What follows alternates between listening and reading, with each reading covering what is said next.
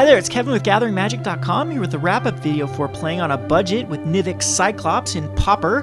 Very interesting format. I definitely need some more experience with the format so I know what to side in and side out and maybe mess with the sideboard and main board choices here. It looks like that the Snap blue decks, the Spellspreader Sprite, Ninja of the Deep, Delver's Secrets type mono blue decks are going to be the new thing now that the Cloud Post decks are banned. So this might add a few other archetypes in that are good against those decks. I'm thinking discard. That last discard matchup was very interesting, and I think some mono black discard decks might be very good too. And any sort of deck like mono green that has ways to protect their early drops, like sticking that Young Wolf and a Rancor on it, that also seems very, very, very powerful. And then you have the Vines of the Vast Woods and even cards like Ranger's Guile and stuff that you can protect your card and just beat them down turn after turn. So I think even a blue-green Infect deck like that with the Blighted Agent might be a thing as well. I don't know. Again, I don't have much experience with this format to really know what cards to play against the mono blue deck are good, or what kind of decks are good against them. Some of the archetypes that I know exist are like the mono red Burn. There's also mono red Goblins. There is a ton of Muldrifter type decks, but again, without Cloud Posts, I don't think Muldrifter is going to be quite as good. And I know there is an Affinity deck as well. So I think this is a good format for newer players to try to pick up. It is very control heavy, so new players might get a little bit frustrated, like especially those mono blue decks where they just counterspell everything. And cards like Brainstorm, Ponder, Preordain just really help them play a low land count and set up their hand perfectly. So maybe that is the way to go, and maybe Pauper's going to need some more bans in the future to really solidify the format as kind of a legitimate format. I'd like to see this be played in regular Magic besides MTGO, but for right now it's just a sanctioned.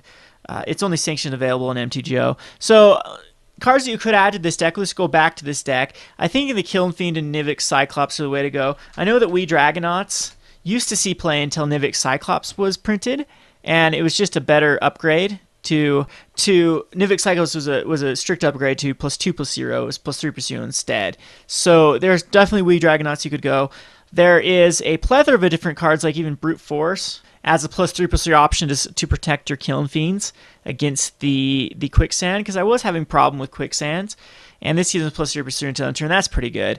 And it actually gives them +6/+3, and you'd be hitting for 7. So that's definitely a card that you could think about using. Now, I don't know why they don't use Brainstorms. Is Brainstorm? I thought Brainstorm was illegal, but then I just played against a deck that used a Brainstorm, and Brainstorm is another little cantrip that you can use in this deck.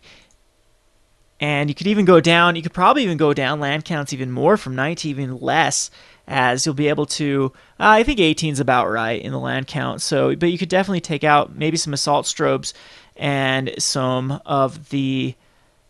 I mean, just take out the Delver's of Secrets. Well, you'd want Delver if you're playing Brainstorm, but Brainstorm is anything but a cheap card on MTGO. I think it's actually like a 6-ticket card. I'll have to check up on that. But as Brainstorm wasn't printed, it just as a promo and just in the Mercadian Mask, which is very, I guess, is ME2 as well. So I guess there is 3 different versions of Brainstorm, but I think it is quite an expensive card nonetheless. But there's tons and tons and tons of blue-red instant spells, sorcerer spells that you can mess around with to try to get the right combination for this Nivix Cyclops decks to work.